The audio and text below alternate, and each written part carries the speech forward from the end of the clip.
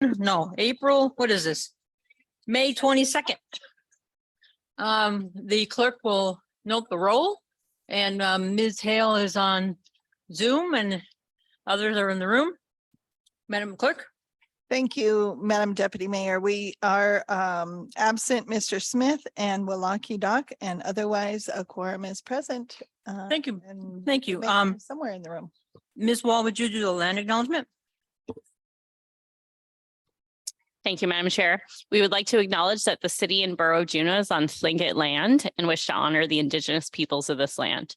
For more than 10,000 years, Alaska Native people have been and continue to be integral to the well-being of our community. We are grateful to be in this place, a part of this community, and to honor the culture, traditions, and resilience of the Tlingit people. Gunas Chish. Thank you very much, Ms. Wall. Any changes to the agenda? We have two items today and for action. First one, Docks and Harbors UA Fisheries Lease Terminal. Madam, Mr. Manager, you're going to start? Thank you. I'll start that one off. I put a short memo in your packet. This one's been going on for quite some time. And I've tried to give you a path that I think makes sense, that follows the wishes of the board. The board would like to continue to provide the larger boat haul out service. It is complicated working with the university. I do want to acknowledge that the board had some dissent on whether to continue the lease. But I think also a lot of understanding of the importance of the service and more so the need for time if there's going to be some transition. People rely on the service and doing something different is not going to be availing quickly. You got an update from the port director during their budget presentation at the finance committee. And that wasn't really the format for the assembly to endorse this idea or not. I think one or more of you expressed qualms about that. I think we had some language about if this was a vote. So I think this is the night where you can give direction to the board to endorse this or reject this. In my view, following the wishes of the board, the university is willing to continue the lease for up to 4 more years as they advance their plans. And so I'm suggesting you consent to that 4-year continuation. We talked a little bit about the general fund support to activities that could be used by students. We'd look for you to consent to that as well. We would contractualize an existing Eagle Crest program. So Eagle Crest today has a program where they have kind of a reduced pass program where they try to get young people up to the mountain, including university students. So it would contractualize that voluntary program, direct the Docks and Harbors Board to start working on a new location. And then the last piece is you appropriated $2 million to purchase this property. The university was not interested. And I would suggest that $2 million stay with Harbors and ultimately be used for improving the long-term solution. So that's what I have. I'm sure the port director, and we've got 3 board members in the audience tonight. I'm sure all of them would be happy to answer your questions. Thank you, Mr. Manager. So everyone's up to date on what we've done already. Thank you, Port Director and Board members for being here. Do you have questions for the Port Director or anyone at this point? Madam Mayor. My question would be why a 4-year lease? Why can we have it shorter? 1 or 2 year? Mr. Yucatel, if you could join us at the table. Thank you, sir. Through the chair, Madam Mayor Weldon. So the 4 years, it gives the opportunity for the university to kind of tease out the vision of the new chancellor that's at the university. There's also some the UA Lands Division is different than the University of Alaska Southeast, and the University Lands Division can make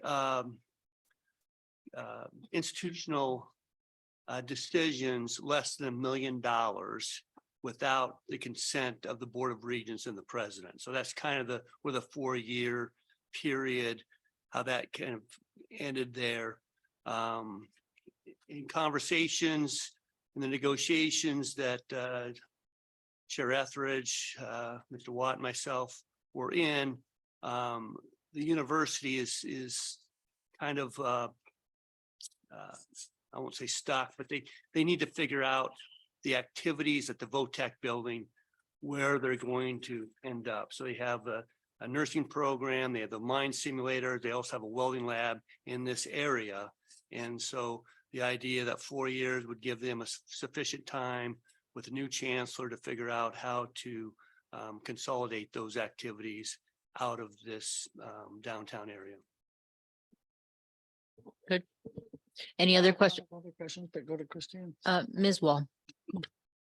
Thank you, Madam Chair. I'm sorry if this has been covered in these previous discussions we've had about this.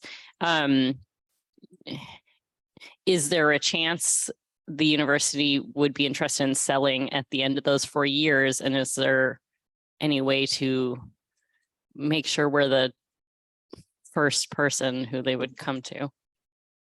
Mr. Yukatel? Through the chair, Ms. Wall. So I believe, and again, I'm speaking just in having this conversation with the university. I believe the university believes that the entire 5.4 acres is more valuable intact as a sellable property as opposed to having 2.8 acres sold now.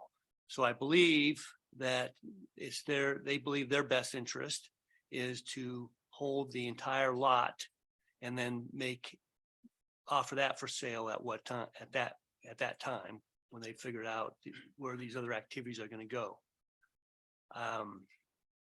I think that the university believes that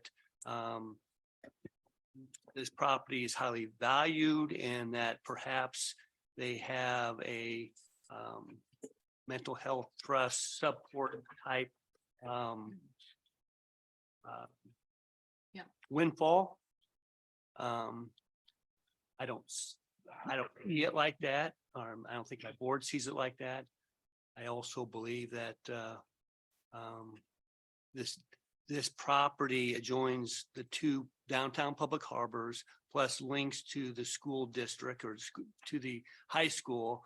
It seems to me that it's a no-brainer that this property should remain under CBJ control. And I suspect that at the time when the university gets ready to sell, I believe that our delegation may also want to weigh in on the conveyance of that property. Ms. Euskandis and Ms. Hale? Thank you, Madam Chair. Mr. Yucatel, I've told you that my concern is, maybe we do this for 4 years and possibly we end up in a situation where the university wants to go its own way. The board's back in the same boat we're in now. But we don't have any options. What is the board thinking of doing what is the board thinking of in that 4 years if we move forward with the 4-year lease? Have you talked about coming up with alternate sites, or could you talk about that process a little bit, how that came up? Mr. Yucatel, and I thought that a year ago you did talk about starting to figure out another place. So what's the status of that? Thank you for the question. So Docks and Harbors, we have done some, I'll call them micro studies for marine services facilities. We've looked at Norway Point. We've looked at the Little Rock Dump. And again, I say this many times, Juneau being long, linear, and steep, there isn't flat land accessible to the water. So there aren't a lot of choices. And any of those choices that I just mentioned will require significant fill. So any new land that's adjacent to water is very expensive. When you start looking at federal grant opportunities, I can tell you that boatyards do not have a high BCA. They're very, there's a reason, you don't see a lot of private boatyards in Southeast Alaska because of the costs. Okay, we have Ms. Hale, Madam Mayor, and then Ms. Treem. Thank you, Madam Chair. Thank you, Mr. Yukatil, for being here. And I think you answered this question when you talked about, you know, at the end of that 4 years as the university, or leading up to it as the university is contemplating what they might do with this, that the delegation might weigh in. I'm assuming that as with the mental health trust situation, the university doesn't have an obligation to consider other governmental agencies or other governments, for example. Is that correct? Through the chair, that is correct, that the University of Alaska Lands Division has a fiduciary responsibility to the Board of Regents. So they don't look at subsidizing activities as something that's in their wheelhouse. So that's one of the challenges. And as long as I've got the mic, I also wanted to point out that one of the challenges in negotiating with the university is right now they're only receiving about $12,000 a year for this for the lease to us. And so there's no incentive for them to do anything other than what they're doing. It's not like they're not going to lose any money by doing nothing, because they're really not receiving hardly anything for the current lease. Madam Mayor. So before you told us that the equipment was quite old, do you anticipate us pouring a bunch of money into the equipment in these 4 years? To the chair, Mayor Weldon. So we do have Jeff Duvernay, who is the owner operator of Harry's Commercial Marine. He'll be at the board meeting on Thursday, and we'll have that depending on where we go. Depending on what the assembly decides tonight, we'll have that discussion. The equipment that is under this lease is owned by the university. So the travel lift, the travel pier that supports the travel lift, the 2 cranes, the boatyard operator is responsible for the maintenance of the travel lift. And Docks and Harbors has been maintaining the cranes. There's 3 cranes at the dock. I can tell you in the last year, Docks and Harbors has probably put upwards of $75,000 into just repairing those cranes to make them operable for the commercial fishermen. So yeah, there will be some kind of there'll be a requirement for repairs and maintenance to that travel lift to make it safe and usable for 4 years. How that gets carved out and with the boatyard operator, that will be, we'll start that negotiation depending on where the assembly goes tonight. Ms. Treem. Thank you, Madam Deputy Mayor. I think various versions of my question have been asked and answered already. So I'll just say I think I generally agree with the outline here. I'm most interested in probably long-term planning of what to do when this 4 years is up, and if we can get a head start on that, that would be better than doing this 4 years from now. So that's, I think, what I have to say about this. I do support CBJ and Docks and Harbors providing the service or creating the conditions necessary for this service to exist in Juneau. I think it is important. So whatever we need to do for planning, let's get started. Mr. Yukatel. Thank you. It wasn't a question, Ms. Treem, but I'd like to respond to that. One of the things that we have done just in the last couple of months, for the last, I would say 5, 6, maybe 7 years, we've been applying for build, raise grants and NPIDP grants for the UAS property to build a more efficient crane dock facility to build a net shed, to build a drive down dock, and we've been asking for $25 million. When it became obvious that we were not going to have a long-term lease with the university, we pivoted to applying for a different PIDP grant, a small port, small project. And so we did put in April, a $11.5 million project for a drive down float using only the CBJ owned property. So the idea with this drive down float would be that we'll put a couple cranes on this drive down float. So essentially we can somewhat not have to rely on the UAS owned property and their aging crane. So if we're successful with that, we've already done some planning. I just wanted to point out as far as what we do to help the commercial fishing industry in Juneau. Ms. Yucatel, I have a couple questions and one's about money. We lease the property that we lease from them to another entity. Right now, the university is going to ask us to pay 100,000 and they say we should really be paying 200,000. Yet we lease it for whatever, 35, something like that.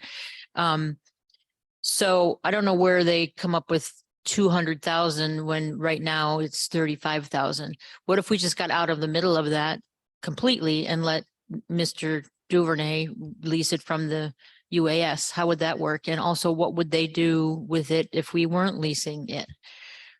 Yeah, so I'll try to answer all the questions, Madam Chair. So first of all, the $230,400 of the lease rent, the fair market value lease rent, was established by Horan and Company on a appraisal conducted by the university. And so that is a fair market value. Again, we've been paying $12,000 for that lease. Our sublessees are Harry's Commercial Marine, and we receive about $30,000 per year from that, as well as we get about $4,000 from Maritime Hydraulics. So as we go forward, and I've already had the discussion with Mr. Duvernay, that we would have to extend his lease, the boatyard lease. We can do so without going out with an RFP for the boatyard. So that up to 4 years, we could just extend the lease, but we can renegotiate what Harry's Commercial Marine, what his sublessee pay is rent. So one way of looking at that would be if of the $230,400 fair market value lease, the boatyard lease is about half of that value. And so we could prorate what the university is paying to that, what the university is willing to accept $100,000, and that would raise the Harry's Commercial Marine annual lease rent from 30 to somewhere about 60. So we could double that. So we're looking at those options. And again, that would be part of that discussion with Mr. Duvernay and who pays for what and the repairs. So again, the university's position has always been that the lease includes the equipment that I mentioned before, but it's what's the term? Whereas basically it's the equipment as is with they're not going to put any money towards any type of maintenance or repairs. So what about the part, I know I asked complicated questions. What about the part about why don't we just get out of the whole thing and let the boatyard lease for the university?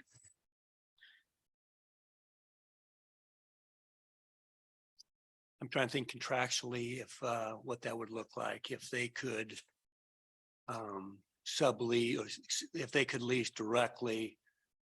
It's kind of a weird thing. In addition to the boatyard, there's one main float down. There's a main float down there that the Mongoose and Morgan Ann, two commercial fishing boats, tie up on one side, which we collect moorage on. And the other half is Harry's Commercial Marine uses that for vessels that come in and do maintenance. So I guess if we walked away and said the university, I guess there's no requirement that the university would have to exercise a boatyard lease arrangement with them. I don't have a good answer, but I know that the university typically does not want to do that. They would rather lease to us and have us sublease to the local entities. Sure, it just seems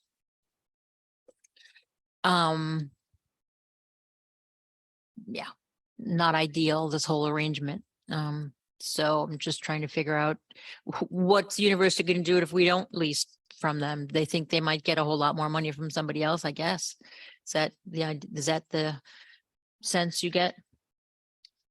Yeah, so maybe I do have an answer. So if the university, if we were to walk away, and essentially what Docks and Harbors does is we subsidize the maritime users there. So if the university, we said we want to break this portion of the lease, the boatyard lease, the university would probably be required to lease it at fair market value to the boatyard. And I doubt if the boatyard be willing to enter into any educational benefits that would appease the university. So I'll say the bottom line is I don't think that the boatyard could operate at a fair market value lease agreement with the owner of the property. Other questions, Madam Mayor? I'm sure you just mentioned educational, I forget the word that we're using. So is the deal all or nothing? If we say $100,000, do they still want all these benefits, which makes it not just Docks and Harbors problem, it makes it Eagles Crest problems and Parks and Rec's problem and everybody else, because I am not in favor of those whatsoever. I think they're being unrealistic in their price already, and to add that to just seems to make it even that much less palatable. So are they all or nothing, or they want both, or can we say no to the I don't remember what you guys are calling this, educational, whatever. Benefits, you know. And can we do the 100K and not the educational benefits? Mr. Yukatel.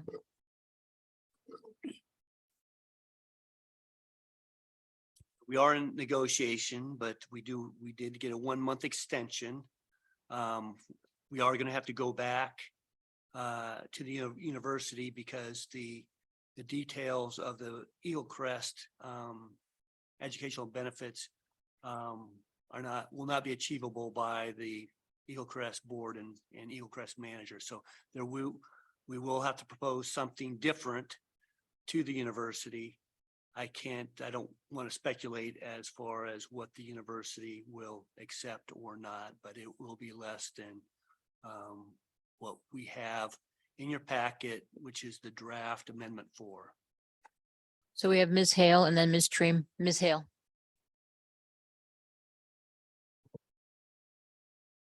Thank you, Madam Deputy Mayor. I didn't think I needed to declare this, but because I've spoken to the attorney about this in the past, but I just wanted to let the assembly know that my brother owns Maritime Hydraulics, one of the businesses that leases from Docks and Harbors. And I've spoken to the attorney in the past, and he has said that is not a conflict, but I just wanted to let you guys know that. Thank you. Ms. Treem. Thank you, Madam Deputy Mayor. I think this is a question for Mr. Watt. If we're kind of on a monthly basis here, what's our timeline for working out these kind of in-kind benefits, and what's the process for the assembly approval? Because it does sound like there's not consensus, I guess, on those. Mr. Watt. Thank you, thank you, Deputy Mayor. So yes, we are on a month-to-month basis and have been for some time. And I would characterize the university as being generous in extending that short-term extension repeatedly and agreeing to the legacy lease rate, which they didn't have to do either of those things. So they've been very cooperative. I would also say, so in response to the mayor's question about, is it 100,000 or the other stuff? I think purely from their view, and I can understand this having a land code that directs us to lease at fair market value. That's their perspective. They've got this property, and from the appraisal they have, they think they should be collecting something like 230,000 a year. And so the university, understanding our situation, pitched it to us and said that they would interpret the educational benefit if we could offer some things. So I think they are valuing the educational benefit that we're offering generously as well. I don't know if that helps or not, but I can answer more questions. Mr. Watt, did you have something else or was that what, That was it. Mr. Yukatel? Yeah, Madam Chair, I just wanted to point out the extensions are this, that the original 33-year lease expired in 2021. We had a 1-year extension. We extended that 1 year, another year, and that was going to expire. That expired May 5th of 2023, and now we have a 1-month extension. Okay, I believe that looking at the city attorney, there are holdover clauses that allows us to go to month. okay. Thank you for clarifying that. Madam Mayor. Okay, sorry to put you on the spot, but I have to ask you this question. So we're gonna pay $100,000 plus give all this other things, and we're gonna make roughly $35,000 to $40,000. Do you think this is a really good idea? Ms. Yukatel? I think the board has been discussing this for 3 years. The board wants to be a community, wants to be a board that supports the commercial maritime. The board wants to communicate and signal to the commercial fishermen that we're doing everything we can to have Juneau as a home that honors and wants to do everything we can for the commercial fishermen. We have subsidized these activities for many years. We subsidize almost everything we do in the harbors, from recapitalization of our facilities to other services that we provide, be it waste oil or trash, or that we do docks and harbors. We subsidize the maritime community in Juneau. So we're doing this all the time. There comes a time where the board has to weigh the pros and cons, and sometimes you have to hold your nose and agree to something when you feel very strongly that something like a boatyard and cranes for commercial fishermen are that important to the community. Mr. Bryson, have a question? Actually, I was gonna, as the liaison to Docks and Harbors, listening to him have this discussion, I was hoping I could offer an answer to Madam Mayor's Go ahead. question. So it's not a good idea. It's an awful idea. And I even said as much to UAS as I'm the liaison to the UAS Campus Council. I said, this is unsustainable, that we only collect $33,000 a year in revenue, and to expect the city to pay $250,000 is an unfair expectation. The board doesn't want to do this deal either, is what my sense of it was. However, the services that are being provided at that location, there's not an immediate answer for them. However, in the next 4 years, an answer will be brought forth on what they're going to do, what new location could be available, what other facility they could use, where they could do this. Could they have another service provider take this over? Listening to the board, they felt like 4 years was an adequate time frame to plan this. But to answer Madam Mayor's, no, it's nobody liked it one bit. Okay. Even now, no one, we know that it's an unsustainable thing, but Okay, thanks. Thanks, Mr. Bryson. Madam Mayor has another question. Thank you. How many boats do they haul out a year?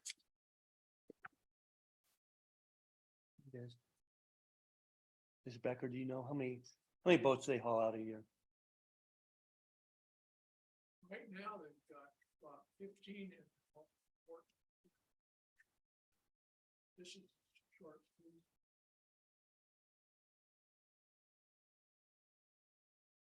For the record, Mr. Becker thinks, and I believe it would be well over 100 boats that they would haul out on an annual basis.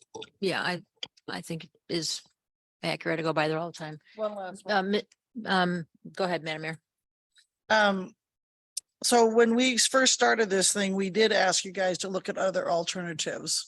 Have you found any other alternatives in trying to find another place for a haul out? Mr. Yucatel, you talked about that briefly already, but go ahead, summarize. Through the chair, Madam Mayor. So we have looked, we have studies.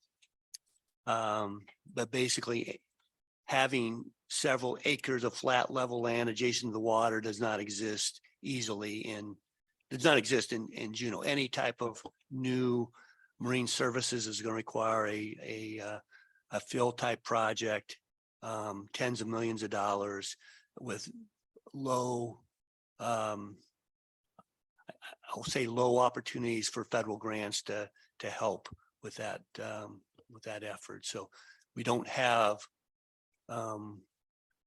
any good immediate choices for a boatyard. Okay, Michelle, Ms. Hale, do you have another question? Yes, I do, Madam Deputy Mayor. I just, I had asked on page 2 of the packet is a memo from Mr. Manager, and I had asked Mr. Manager earlier in the day to explain what he meant about the credit of additional 30,000. And it's my understanding, he can clarify this for us, but it's my understanding that in essence, we have been paying more because we gave that 500,000 to the university all those years ago. So, Mr. Manager, I think that's what you explained to me. So the jump Mr. Manager, I've been paying Mr. to the 100,000 is not as great. Mr. Manager, what was your point there? My point is if the assembly, instead of paying 500,000 for the Egan Library project, so many years ago, had said, can we pay more on a lease payment? It probably would have been about another 30,000 a month. Just by my math. The Egan, that was a different thing. You can't, the Egan Library we gave them money for was a different thing than this.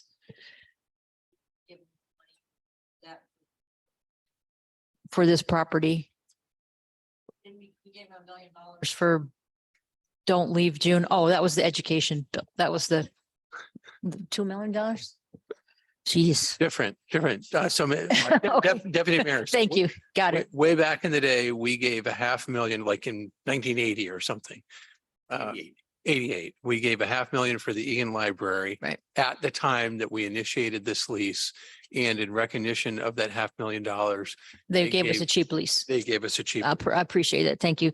Someone else had that, Ms. Stream. I do have a question, but 1988 was 35 years ago. So presumably we've kind of run out the credits there.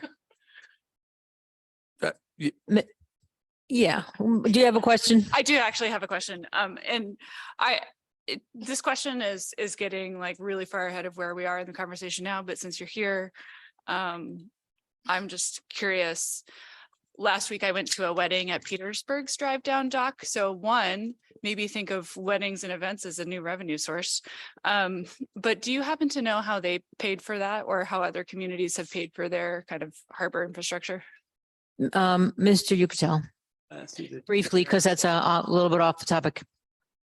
I'm sorry. Briefly, please. Okay, so I'll say that Docks and Harbors had the first drive down float at Hawk Bay loading facility. That was partially paid with stimulus, Obama stimulus, Tiger One.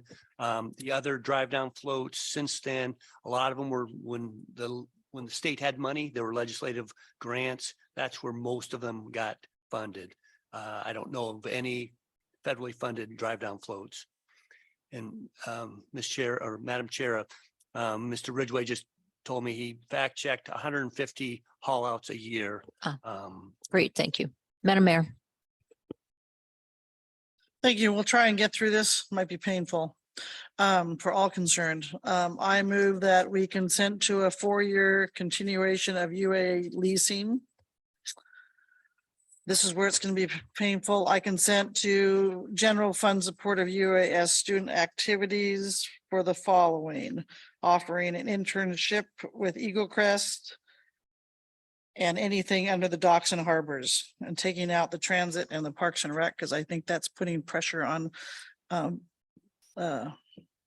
departments that we shouldn't. And then direct docks and harbors also to attempt to transition boatyard services to a new location as we're doing this 4-year lease. And I would also agree that the $2 million that was previously allocated can be used for capital improvements for a new location.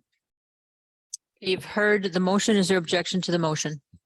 Ms. Hughes Candies. Thank you, Madam Chair. Objecting for purposes of clarification. So on page 9 of the agreement, educational benefit, those are numbered. Madam Mayor, it would help me if you could give me the numbers of the ones that you are excluding.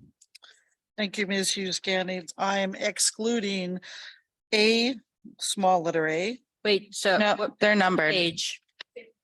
Page 9, there's a list. Page 9 of our packet or page 9 of our packet? page 9 there's of our multiple packet? lists. That's fun. Page Pardon me? 9 of our packet. Okay, is thank my you. understanding. Educational benefit, C, section Yes. C. Okay. Madam Section Mayor. C, and then there's a numbered list 1 through 7. Okay. So Madam- I'm on page 9. Page 1, the first part of that until you get to entering. So I would exclude that. Pardon, I'm Sorry, gonna. Madam move- Mayor. Let me slowly ask or clarify one more time what I'm asking for. And then you let me know if you can't do it. So it's I'm on packet page 9, which is page 2 of 6. Right. Of the agreement. And then in section C, educational benefit, which is a little bit down from the top of the page. And then there is a numbered list, numbered 1 through 7. And if you could just give me the numbers. Yep, she's got it. Go ahead. Okay, I was Madam getting Mayor. words, not numbers. So I just want numbers. Well, unfortunately, 1 is split between what I'm doing. So that's what I Okay. said. Thanks. I'm Sorry. excluding number 1 up to the word entering. I'm excluding number 2. Wait, Madam Mayor, I'm sorry. Are you're keeping the first part of the sentence and crossing off entering? No. No, it's the opposite. She The asked me for excluding. Got it. Okay, I'm excluding number 3 okay, and that's it. okay. The other stuff can stay included because that has to all do with docks and harbors. Okay, Ms. Hughes Candies, you good? You No, understand- Madam Chair, I would just like a moment to look at that. Okay, Ms. Tree. I object to the motion. And I object to excluding those things.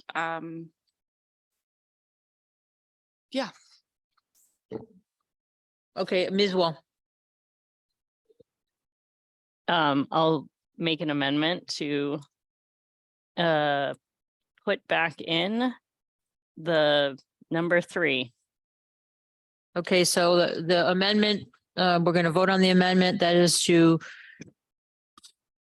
only make the first part of 1 deleted and to put back in 3. Madam Mayor, I'll object, and I'm going to speak to my objection if I will. go ahead. We are putting pressure on Parks and Recs, and we had a budget. They didn't account for giving free use of all these facilities. I don't think it's fair to ask them to do it now. And it's the same way with the Eagle Crest passes. I don't think it's fair to ask them for that now. Okay, you ready for the vote? Well, Madam Clerk, please call the roll. Thank you, Madam Deputy Mayor. This is for amendment number 1 to restore item C3. The lessee shall provide access at no cost to Treadwell Rink, CBJ Pools and Diamond Park Fieldhouse for UAS students. Ms. Wall, Yes. Ms. Treem, Yes. Ms. Hughes Candies, Yes. Ms. Hale, Yes. Mr. Bryson, Yes. Ms. Gladysevsky, No. and Mayor Weldon. No. Motion passes 5 yeas, 2 nays. Okay, so the motion now is regarding the first part of the sentence of number 1 about Eagle Crest. Any comments? Are you ready for the question? Madam Ms. Tree, go ahead. Ms. Hale. Thank you. object to this motion or this amendment. And I just want to comment, Docks and Harbors has worked really hard, and this has been a very long negotiation. And I agree with Madam Mayor that we're burdening other agencies, and perhaps the Assembly is going to have to come back and look at a small supplemental appropriation, which I know kind of also messes this up. But I really hate it. It's been a long process, and I just really hate to step on the work that Docks and Harbors has done in this case. Thank you. Ms. Dream.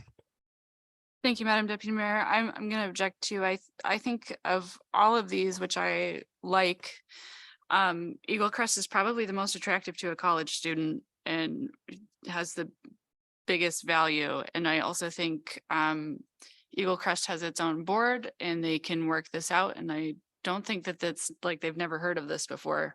And realistically, we're talking like 7 months for them to work this out before they need to start providing this. So I object to where the motion currently stands. Okay, so we're at the motion to remove the first part of the sentence for C1. Madam Clerk, please call the roll. Oh, yep, go ahead. Sorry, I think I'm confused. I thought she moved all of this, not an amendment to strike that. Is that correct? That's why I asked you. 'Cause I was. So maybe someone asked you could 'cause make I an was- amendment. See if Oh, I can okay. do the whole Thing, you're.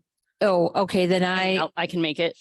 go ahead. Can I make an amendment to Yes, add yes, ma'am. the first part of 1 back in just to make this Yep. easier? Okay, there's an amendment to add the first part of 1 back in. Is there objection to that? I'll object. Okay, please call the roll, Madam Clerk. Madam Deputy Mayor, can we have just a brief at ease, please? Because you guys are confused and so are we, and I want to make sure I understand. Okay, the motion. so the motion is to add back in the first part of number 1. Just pick that is. Pick the. The amendment to the motion is to add back in the first part of number 1. So She just skipped it. I don't think she caught it, or she doesn't care about it. But I'm not. That was just gonna. I don't know if the clerk's.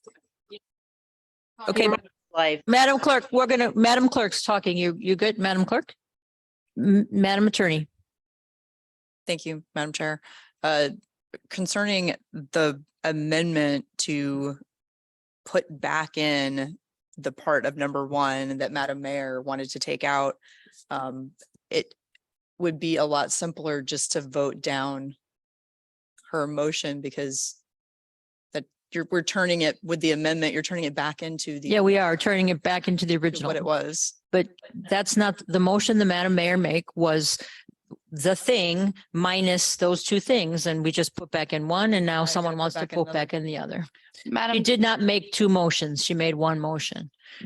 I thought she made 2 motions too. So that's why I got confused. But Madam Chair, Ms. Candies. I would say that I am not clear on what we're doing. So when you say she took out the thing and. Okay, you let know, me- some of the other, I would rather get full clarity. So it sounds like So this, 3 is back in there. that's correct. However, the other portion of Madam Mayor's motion, which even it sounds like she disputed how you characterized it. She said the whole thing, not a half a thing. And so I think it would be better to seek clarity on Mayor Weldon's motion concerning 1 before we talk about any needed amendments. And so perhaps we could start by doing that, because right now we have a lot of people Madam Mayor, attempting to fix the problem. Madam Mayor. So on number 1, I wanted to include the internships for UAS students pursuing outdoor recreation degrees and exclude the free lift tickets and Correct. 50% discount on. So Ms. Wall Thank just you. made a motion to put back in the first part of number 1. So add back in the part about Eagle Crest. Ms. Treem. But the motion is not just about this numbered list. Mayor Walden moved, consent to the 4-year. Correct. consideration of all these things, right? That's So- correct. So voting down this motion, Ms. Wall actually had the better way to do it of amending it, right? So that's what we're. That's what we're doing. We're now going to vote on Ms. Wall's amendment, which puts back in the first part of number 1. Is that clear? Okay, so we're, Just to make sure I am clear. yep, go ahead. Ms. Wall's amendment number 2 is to fully restore the language of C1. Correct. Thank you. Okay, Clear, Ms. Hale, to you as well. okay. Madam Clerk, Everybody's clear on what the actual motion you're voting on is to restore full language for C1. Okay, oh, okay. Okay, Ms. Madam Wall? Clerk, Yes. okay. Ms. Huskendi, Yes. Ms. Hale, Yes. Mr. Bryson, Yes. Ms. Treem, Yes. Ms. Gladysevsky, yes. and Mayor Weldon. No, Okay, motion carries 6-1. Okay, so the main motion is to do the things on page. What page is it? Page 2 of the packet. As everything as written. Any other amendments to the thing? Mr. Bryson? I thought during Madam Mayor's presentation, just so that I'm clear, she excluded C2, and we have not added that back in. Nope, she did not exclude that. You didn't. Yep, she removed half of 1. Oh, yeah, She we moved to- put that back in. C2. You didn't exclude it with your word. You didn't exclude it. Okay, Madam Mayor, I have this is what I had for your motion. You had excluded the first half of 1 and all of 3. Nothing about 2. that is not correct. I excluded half of 1, 2, and 3. I have it on my paper. Okay, did anyone hear about 2? Okay, That's why I've asked about it, missed because I 2. heard her call 2, and that's why I'm asking. I don't think, okay, I don't think she did 2. Did anybody? Yeah, we don't think you did 2, Madam Mayor. I believe Madam Deputy Mayor. asking. Madam Mayor, I did exclude it. I'm sorry if nobody heard it. I heard it. you heard it. And Mr. Bryson. heard Okay, it. okay, they heard it. So, oh my God, we are so confused. Okay. So number 2. Go ahead, Ms. Wall. Thank you, Madam. I'll make it. Thank you, Madam Chair. I'll make another amendment that we include number 2. Thank you, Ms. Wall. Is it objection to that motion? Yep, Okay, Madam Clerk. Just to clarify, we are referring to number 2 on page 2 of the packet. The Nope. consent, Madam Clerk, we're on page 9 of the packet, page 2 of 6. It's number 2, C2. You. You spoke about doing all the things not docks and harbors. so amendment number 3 is to remove Restore is to restore number 2. C2. restoring C number 2 on page 9 of the packet. Yes, ma'am. Thank you. Okay, Ms. Wall, Yes. you. Mr. Bryson, Yes. Ms. Huskandies, Yes. Ms. Treem, Yes. Ms. Hale, Yes.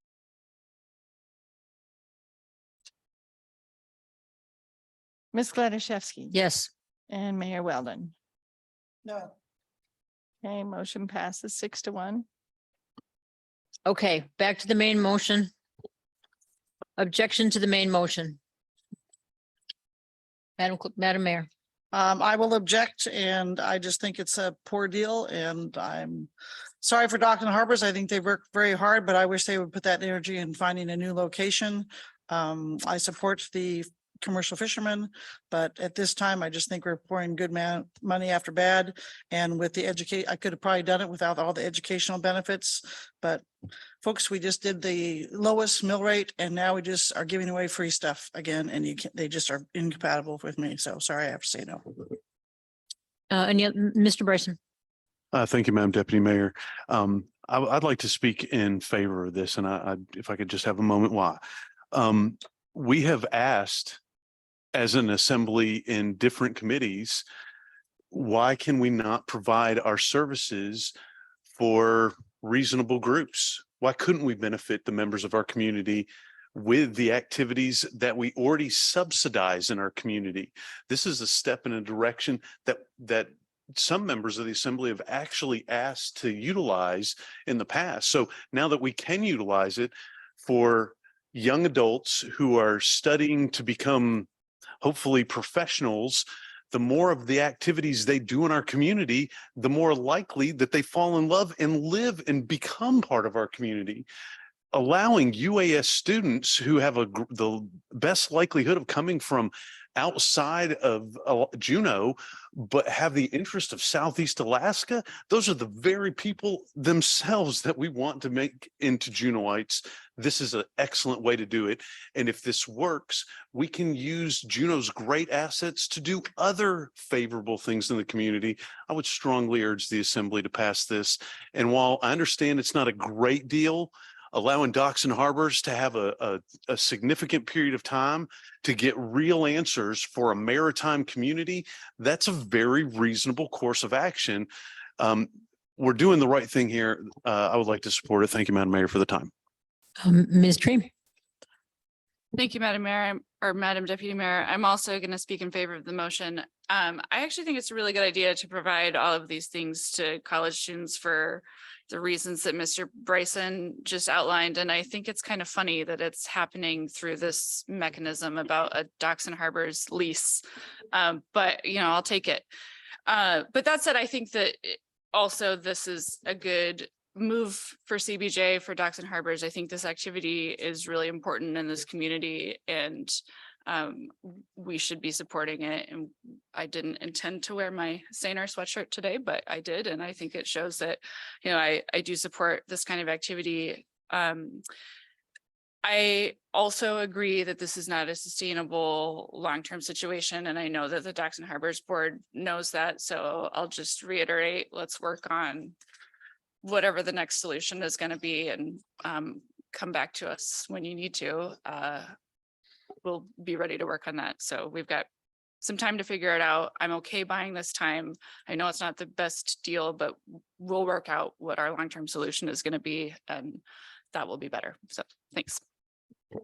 Any other comments? I'll make a brief comment. I think this is a bad deal. 2 years, I think, is enough to do it. I think I'm supportive of giving things to students. I don't have a problem with that, really. It's just that 4 years of a bad deal is too many for me. Madam Clerk. Yeah. Thank you, Madam Deputy Mayor. So for the motion, the main motion as amended, Mayor Weldon, No. Mr. Bryson, Yes. Ms. Hale, Yes. Ms. Hughes Candies, Ms. Treem, Yes. Ms. Wall, Yes. and Deputy Mayor Gladys. No. And motion carries 5 yeas, 2 nays. Thank you very much, gentlemen, for all the work on this. Your board is split.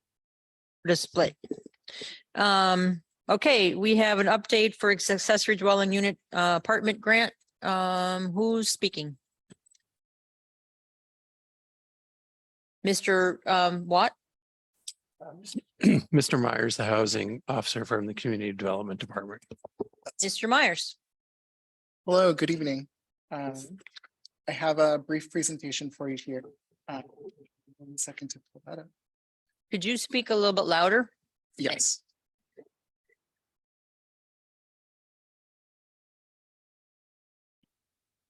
Okay.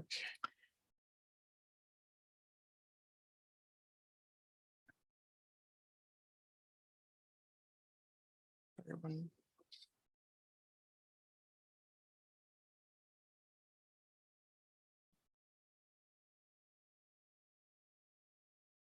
Okay. Do we have this presentation in our packet? You do. Okay, great.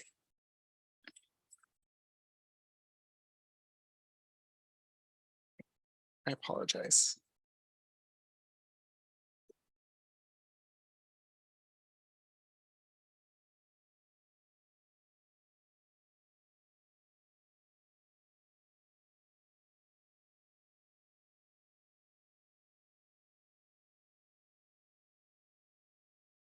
Okay, so sorry about that. So hi, for those of you who haven't met me before, my name is Joseph Myers. I am the Housing and Land Use Specialist for the City and Borough of Juneau. I'm here tonight to talk about the accessory dwelling unit grant program and provide some updates on the current condition and the future of this program. So in Juneau, we have a long history of ADUs. Before even, so we started permitting ADUs in 2001. Even before that, they existed. We just started permitting them in 2001. Subsequent updates, the accessory apartment code in 2009 and 2015 removed some restrictions on this dwelling type. In 2015, the same year as the latest update, the pilot of the accessory apartment grant program started. It's not sharing your screen.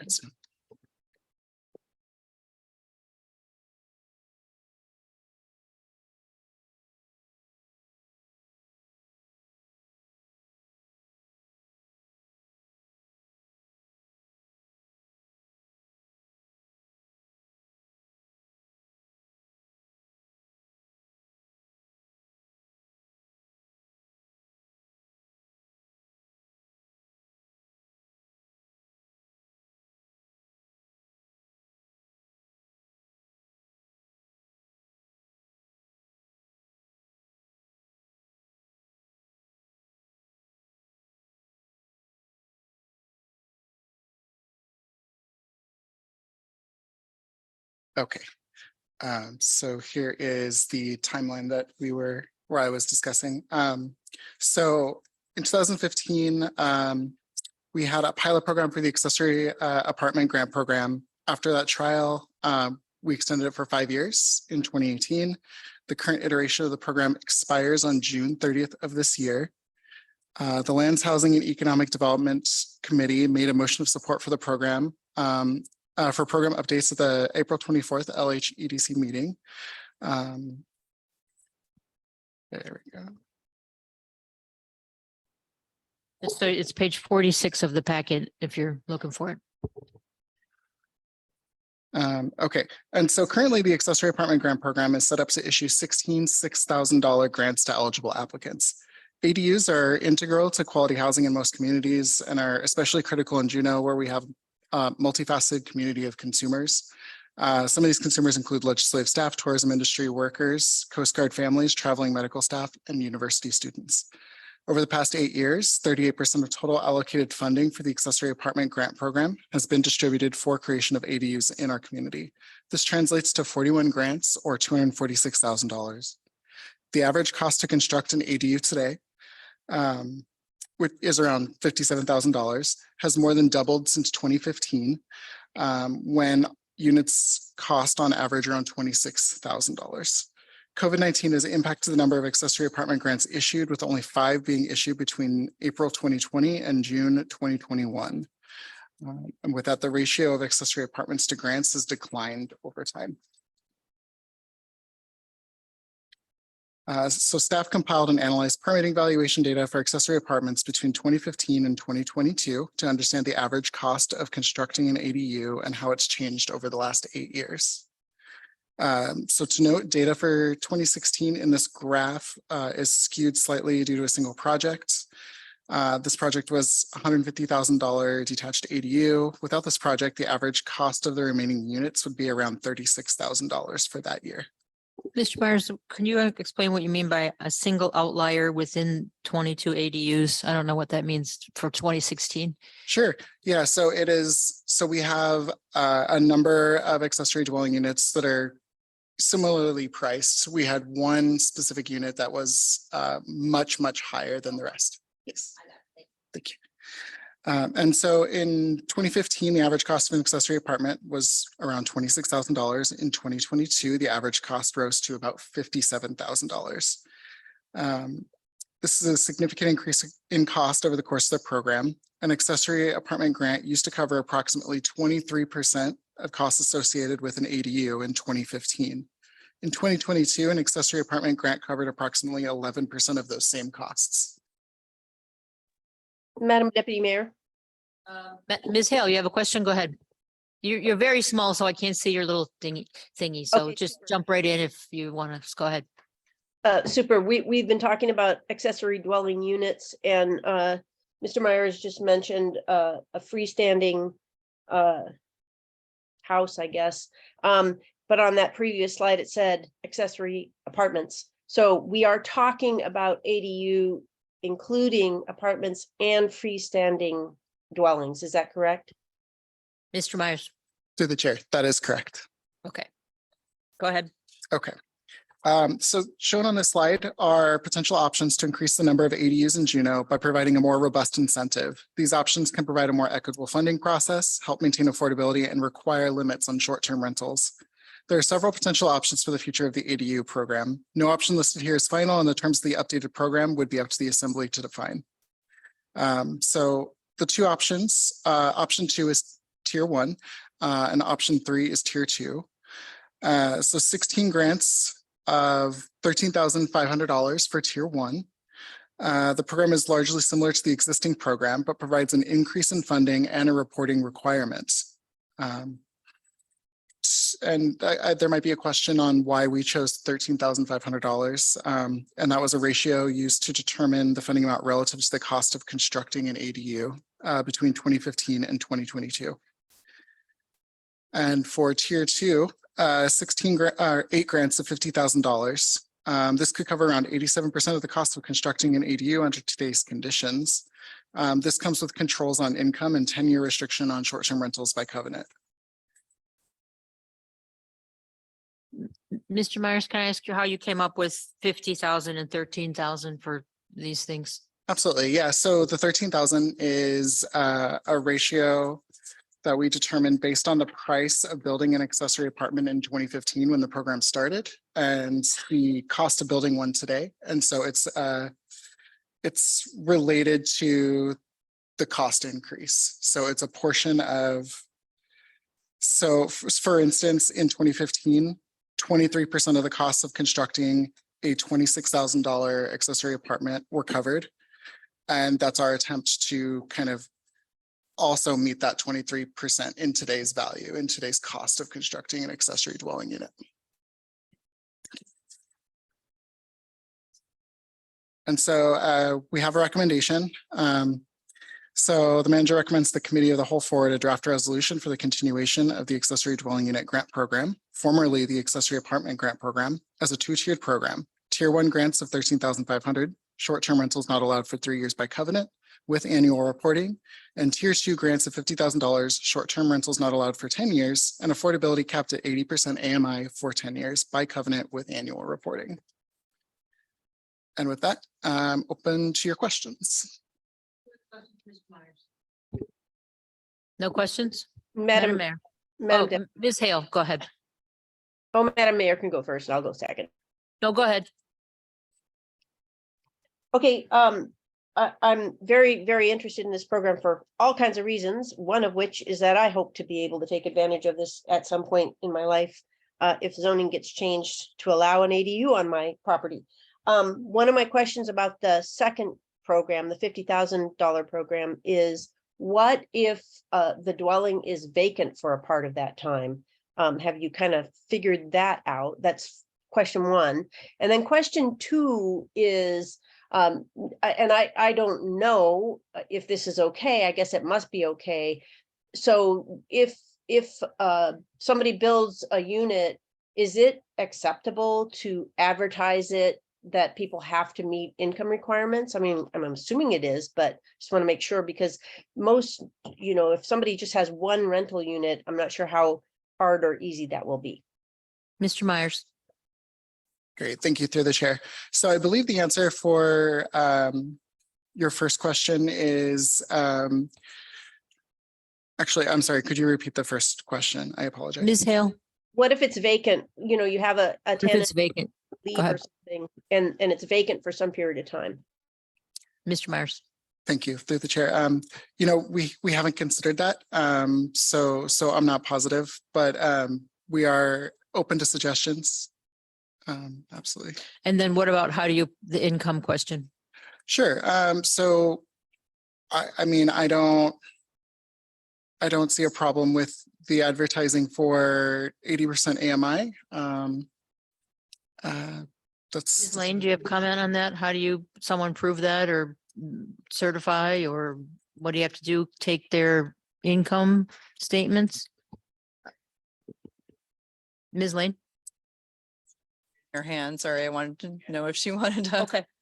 Well, so it's okay. Rents would be kept affordable at 80% of AMI for 10 years. So my assumption was that the person is going to be responsible for figuring out what 80% of AMI is. And when they're advertising the price for their rental unit, they can't go above that. So they're not asking people for Oh, what you're their right. income is. Yeah. Okay. So how does the city know whether the city's going to monitor the ad? And Sorry, through the chair, there is a reporting requirement, and we do have a reporting form. So, they would be required to report, their tenants and the amount of rent that they charge annually. Thank you, Madam Deputy Mayor. I think I was confused there for a second. The 80% AMI requirement, as you're proposing it, applies to the rent, not the income of the renters. Okay. Okay, then I think I'm good for the moment. okay, more questions? Who's got, Ms. Wall? Thank you, Madam Chair. The covenant on the smaller grant, we have not required that in the past and the reporting. Is that correct? Is there a reason that is being recommended? Mr. Myers? That's correct. We did not require this before. We wanted to, provide additional extra funding above the $6,000. We also wanted to find a way to be able to I'm sorry. Ms. McLean, you want to help? Thank you, Madam Chair. And if I may, so the question was why the short-term rentals now as opposed to in the past, that restriction? So in the past, we did not require people who got that grant of $6,000 to report or enter into a covenant. Is that? Correct. Thank you for clarifying that, Assemblymember Wool. So yes, in the past, so maybe let me back up a little bit. So the first round of these grants, as Mr. Chambor reminded us, was years ago when there was some extra funding from the legislature, and we weren't quite sure. This predates my time here in Juneau, so weren't quite sure what to do with it. Knew that we wanted to support accessory units even back then. And so simply divided up the funds that were left, and that created 16 $6,000 grants. And that was it. That's pretty much how we've run the program. We haven't made all that many changes over the years. But of late and post-pandemic, I would say that short-term rentals have become a real concern for the Assembly and for members of the public. And so this was one attempt to make the program a bit more flexible and reflect the needs that we want to care for. So we want to ensure that they aren't short-term rental, at least for depending on which program, 3 years for the lesser and then 10 years for the greater amount, if that's the direction the Assembly goes. But that was our attempt at sort of making it more flexible, caring for the short-term rental concerns.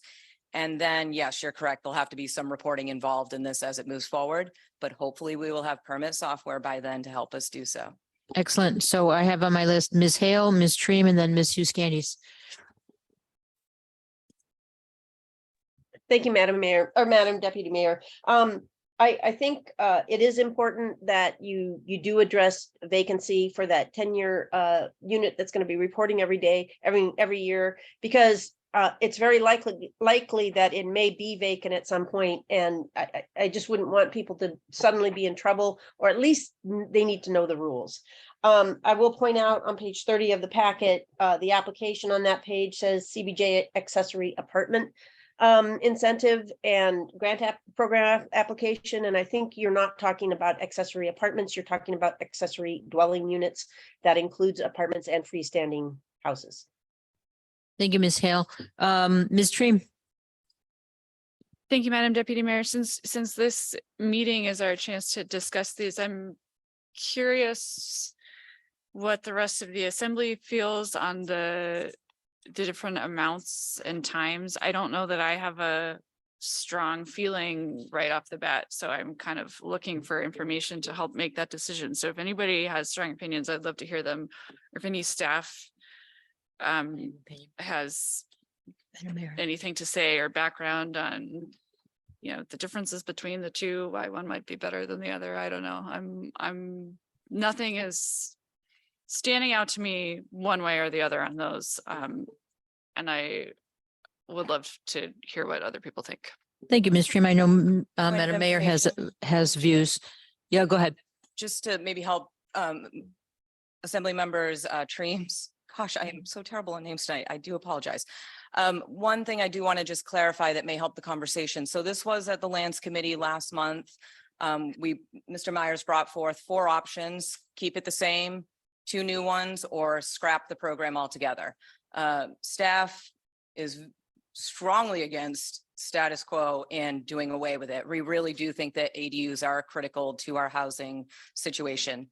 And then at Lands, the committee did ask us to bring forth both options. They liked the idea of the mix and or maybe the possibility of a mix. So they wanted to see those move forward. And as Mr. Myers said, the numbers really, the 13,500 reflects that cost increase. And really the 50 sort of gets you darn close to being able to afford an ADU. They're around 70 grand-ish now about. And so, but then limiting it with no short-term rentals and the income helps offset, I think, the cost to the homeowner. And that was our thoughts on that. And then if I may, just one more item to clarify is, thank you, Assemblymember Hale. You are correct about that application. That's sort of the older version. If this changes and proceeds forward, and if the accessory apartment ordinance as we know it today, when it's revised and adopted, which is hopefully this year, we're changing the name to move into modern times. Accessory apartments don't really mean what they used to mean anymore. And so an accessory dwelling unit is an apartment. It's just that it can be attached, it can be detached. You could have a tiny house, and if it meets the qualifications of the square footage, that could be your apartment as well.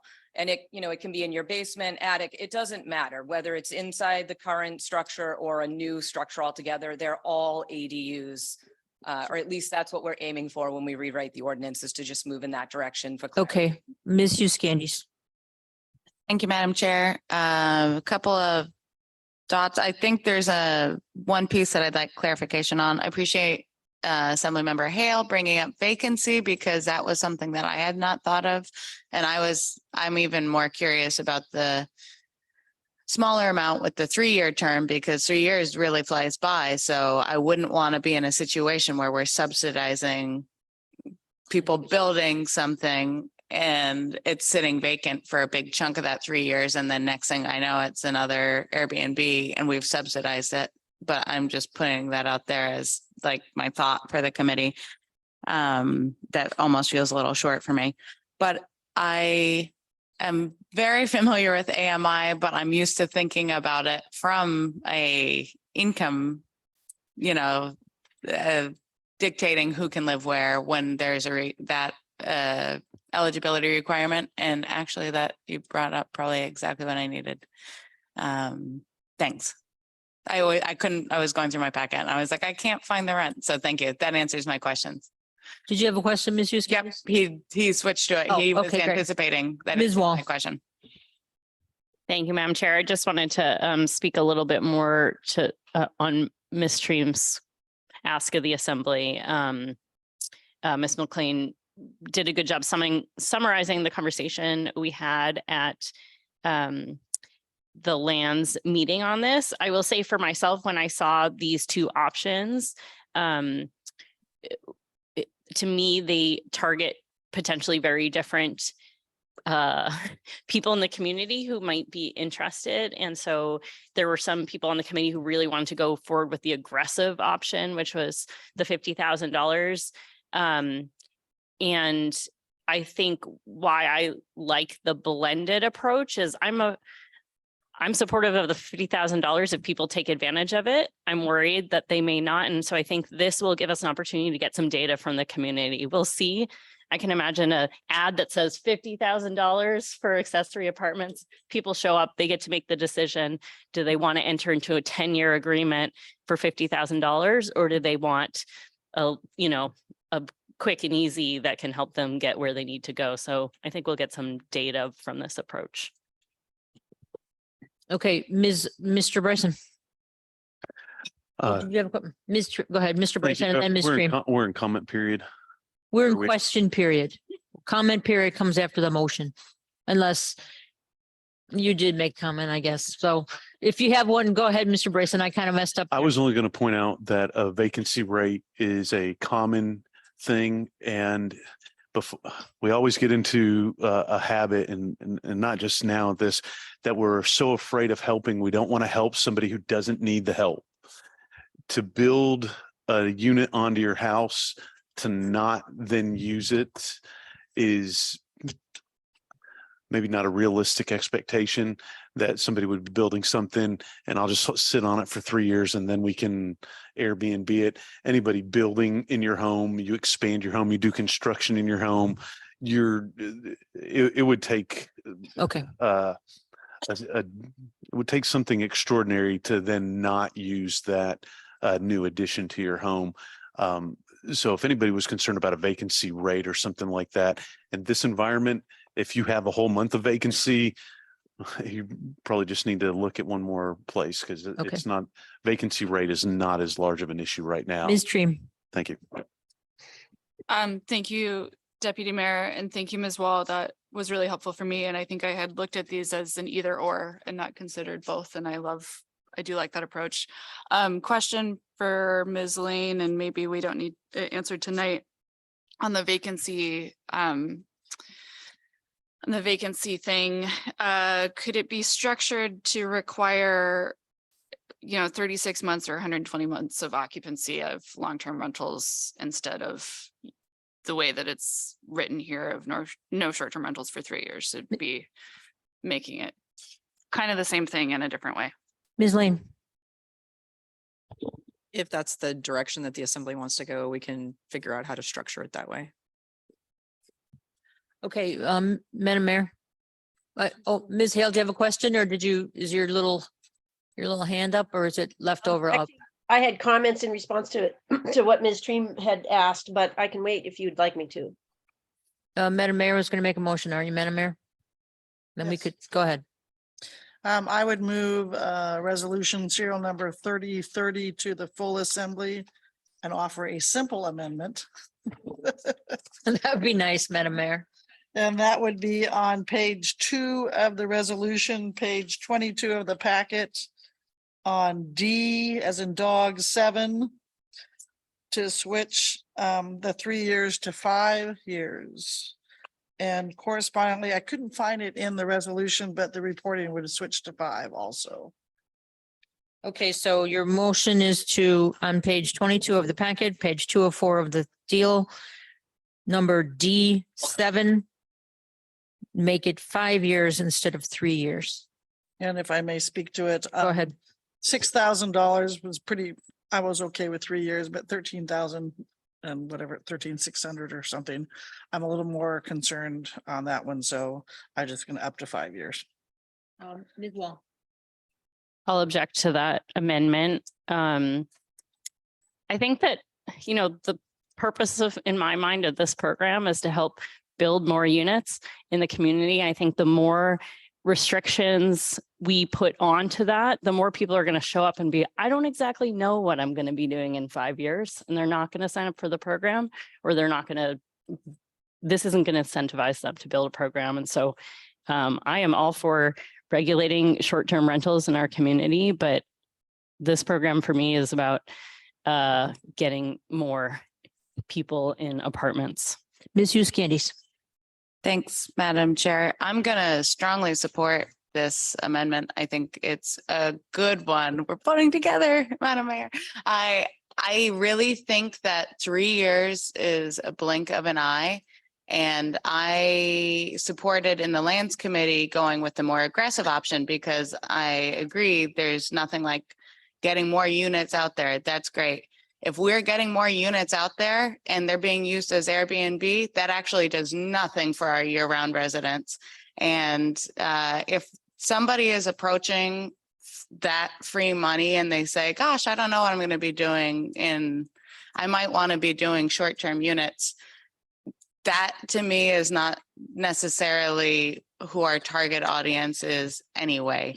So I just think that's a whole other conversation that is still on our list to have, to talk about short-term rentals holistically and what we want to do about them.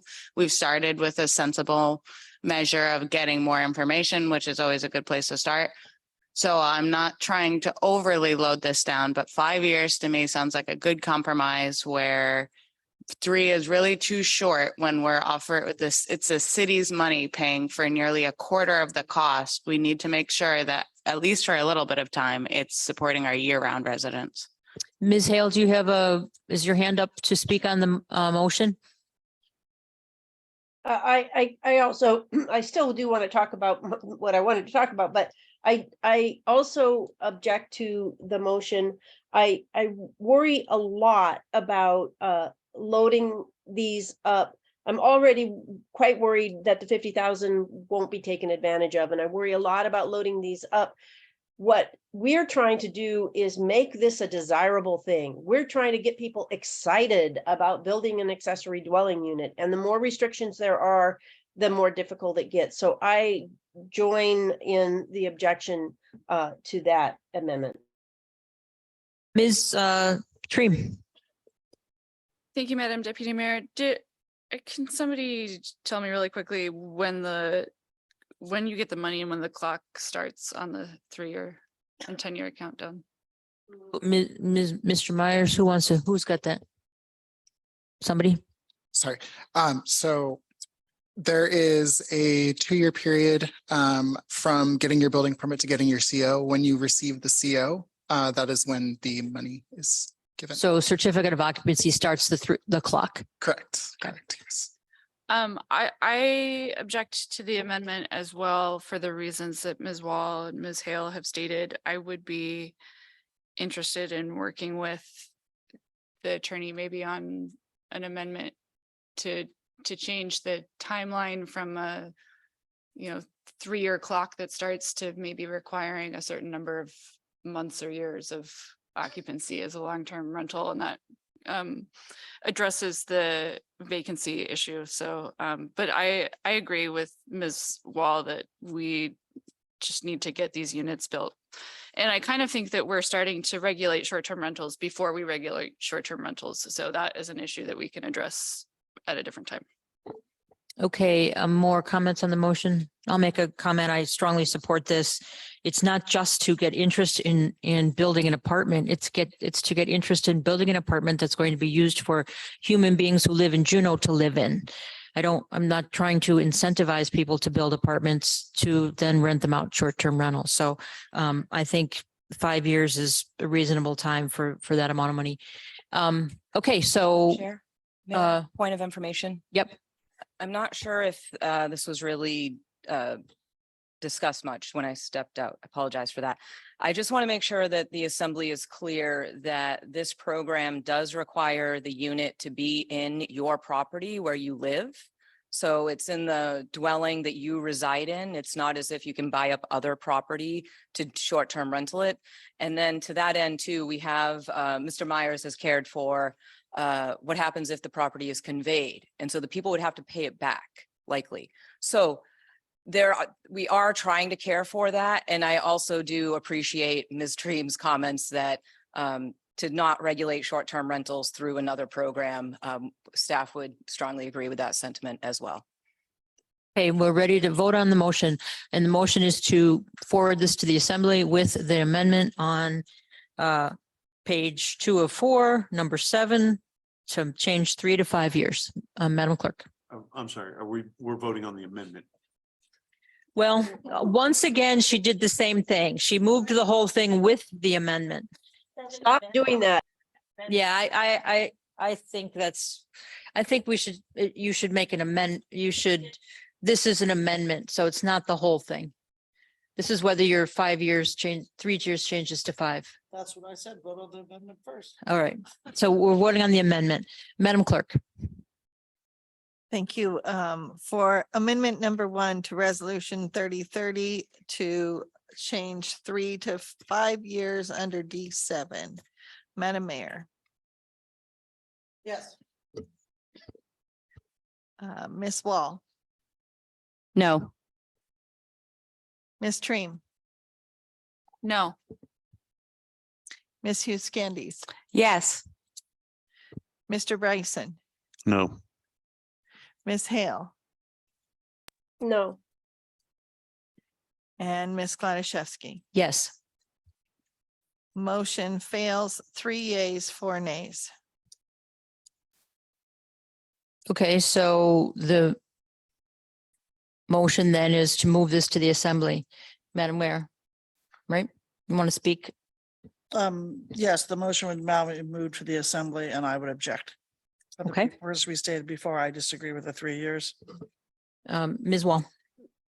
I'd like to offer another amendment. I actually have 2 amendments. I'll start Okay. one at a time. And I'm sorry, I didn't look to see where this is in the agreement. So hopefully you'll take a high level amendment that we can change. I would like to remove the reporting requirements for the smaller grant, the 13,500. I just think that, again, this is additional burden that we're placing on people potentially taking advantage of this opportunity. We've had this conversation before that when you put something out as far as the rules go, they're going to do the right thing most of the time. And I'm not really sure that reporting is going to help them not. So Okay, that's just for Let's the, just find out where that is. Mr. Myers, can you tell us where in the ordinance the reporting requirement is? It's in the table, but I don't see it in the ordinance either. So somewhere, maybe it's not here. I don't know. Sorry, one moment, let me find and it. I'm happy to do this when it goes to the full assembly if this is frustrating for people. No, this is the time to have these discussions. Madam Deputy Mayor, I Yeah. just looked through the whole resolution and nothing No. about reporting requirements is in there. Okay, there's no reporting requirements in the ordinance at all. Is that that's not what anybody meant? I mean, the table, the PowerPoint says reporting. And Madam Chair, we can add that before it goes to the regular assembly if that's what the If someone assembly. wants it. Okay, well, I'll take back my motion then. My second motion, which may also not be in here, we'll find out, is to remove the covenant that there must be a written covenant for the smaller grant program. And where's that in the ordinance?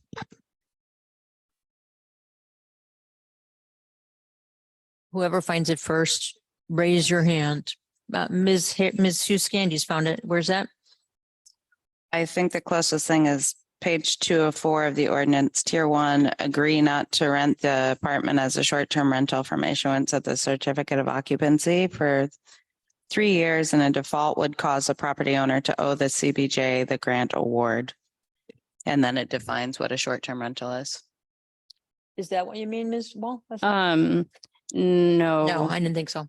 I'll work on this one with the attorney before next time, but I just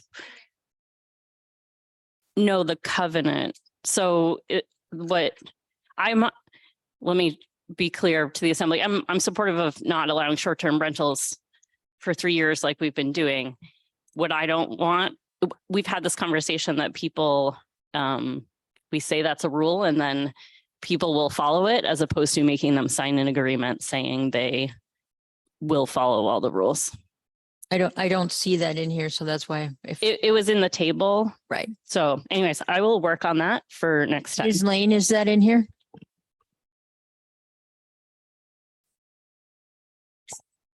In the slides. Madam Chair, I don't think it's worded like Assembly Member Wold would like it to be worded. So I think we should work on her ideas for next time. Yes, that sounds good. Sorry. Ms. Tree, did you have another one, Ms. Wall? Ms. Tree, I have a question based on that, but maybe this is not the right exact moment to ask it. Unless you, is it about the ordinance and language in the ordinance? And Yeah. want to change something? well, if I want some information before Ms. Wall brings an amendment, so I'll ask it right now. What is the current process for somebody who wants the $6,000? There must be some kind of paperwork that they're doing. Is that correct? Go ahead. Chair, yes, that is correct. When they apply for a building permit, they also apply for that accessory apartment grant application at the same time. Okay, so we're, this is the motion to move this to the full May I make- assembly. May I Who's, make- Ms. Hale? Thank you. I actually really just want to make a couple of comments that I tried to make earlier, but amendments got in the way. One to Ms. Treem, I really think this is a good idea, but like I say, I do worry about the 50,000. I think that the demands are pretty tall. And I just am worried that people won't want to do that. I also wanted to return to the conversation about vacancy. I'm not interested in, 36 months or whatever. I'm just saying that I'm looking at this as if I were going to comply. And I think about, well, what about a vacancy? Let's say you're renting to somebody and then they move out and it takes 2 or 3 months before you get the place ready again for somebody else, but then you have this reporting requirement. So that was my question, just to make clear, if in that period of time, it's vacant for part of the time, is that addressed? I see what you mean, Ms. Hale. There has to be something where you're trying to rent it and you haven't rented it. I mean, you can't be penalized for it being vacant instantly. How do we care for that, Ms. Lane?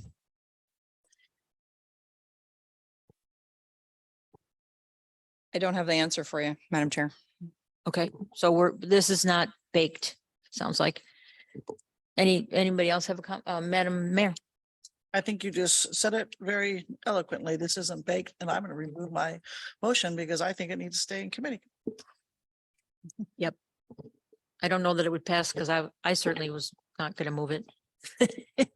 Madam Mayor. So I would like, since it sounds like it will stay in some committee, I would like to ask staff to let us know how this benefit compares to the tax abatement and then the recent approved housing loan that we just had. So if you would come up with that information next time.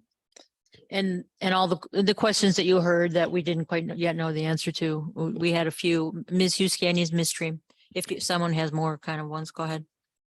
Do you have a question for Seth? Or just something you want to know or something. Okay, I just a comment for the committee. It sounds like the consensus is to keep it here, and I am fine with, I want it to pass when it goes to assembly. So if people want that time to feel like they baked a really good ordinance, that's fine with me. I just wanted to pass on my sense of urgency that when this was in the lands committee, you know, I had my preference of what would be the better way to go. The committee's overall preference carried into here. I actually think that was a really good one to do the blended, because although it wasn't my first choice, I think it'll give us, we can come back in a year after we get this through and maybe see some more data of what the committee or the community is actually doing with it.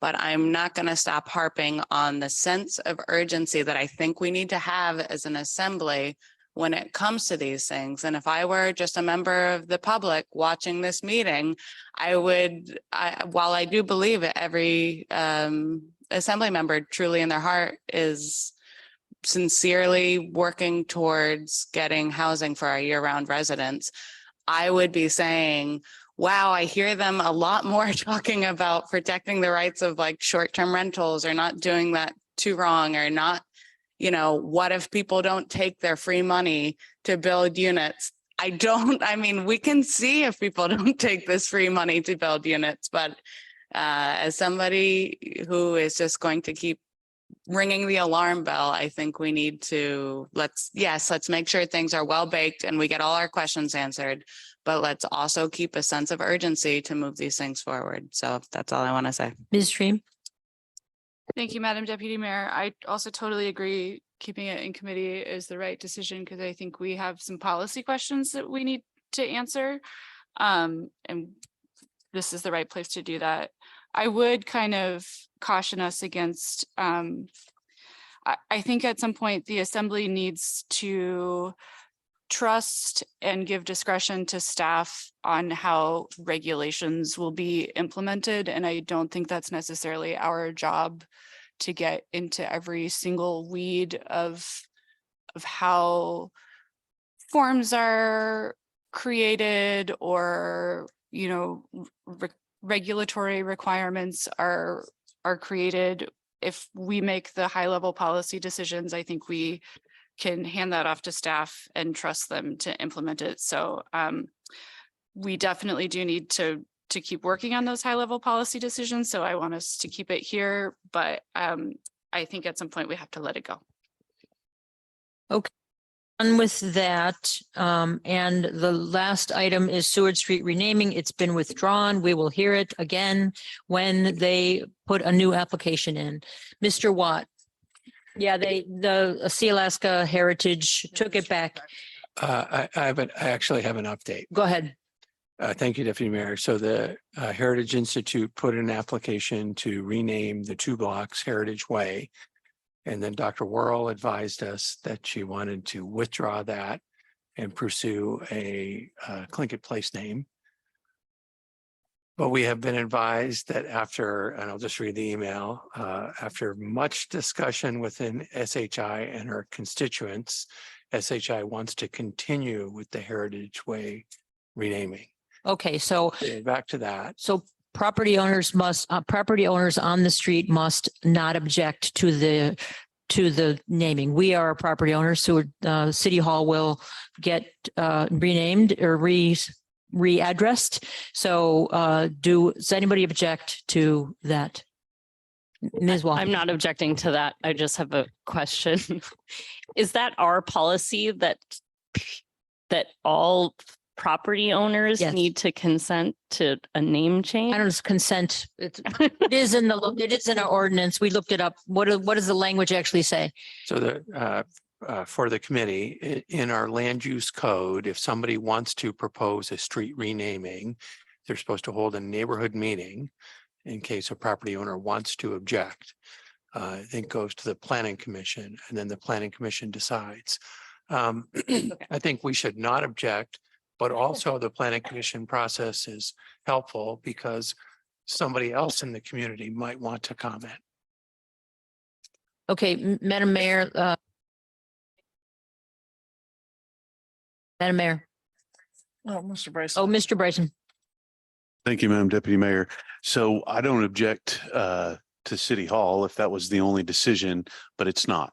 So the next time that this comes in front of us, could we have maybe at least somewhat information on how much it would cost the city to readdress the city functions that happen at City Hall. There is a cost to this. Now, I'm interested in what SHI is trying to do, but at the same time, if it costs us $1 million to properly readdress all city functions, we have to have a real conversation about that. I've also been made aware that there's at least one property owner that is going to object to a name change because of the logistics of changing an address. So for what it's worth, we should probably at least find out a little bit of what the impact would be to the city if this moves forward. Thank you Madam for- Mayor, you had a motion. Well, I'll be honest, I'm a little unclear now after what Mr. Watt said. He said members of the public wanted to speak, so I would move it, but do we move it to the full assembly or can we move it in the cow? I think you can just make a motion. And then if I could clarify some of Assembly Member Bryson's question. Go ahead, Mr. Watt. So City Hall is the only affected property. So there has been confusion in the public. The proposal is only from Front Street to Marine Way, which is Sea Alaska Heritage, the recently purchased Sea Alaska Heritage Building, and City Hall. So there are no other property owners. And then with regard to costs, what I have suggested is that we would just stay 155, the new name. Most of our correspondence is electronic. It's not like we have reams and reams of pre-printed paper that we're putting in typewriters. There will be a transition as people order new business cards and things, we can update it. But I don't see a reason that we need to throw out perfectly good stationery to the extent that we have it. So very minimal costs. Madam Mayor. Thank you, Madam Deputy Mayor. I move that we support the renaming of the 2 blocks of South Seward Street between Front Street and Marine Way to Heritage Way and ask for unanimous consent. Any objection? Okay, thank you. That's all for today. And we're adjourned. Thank you very much.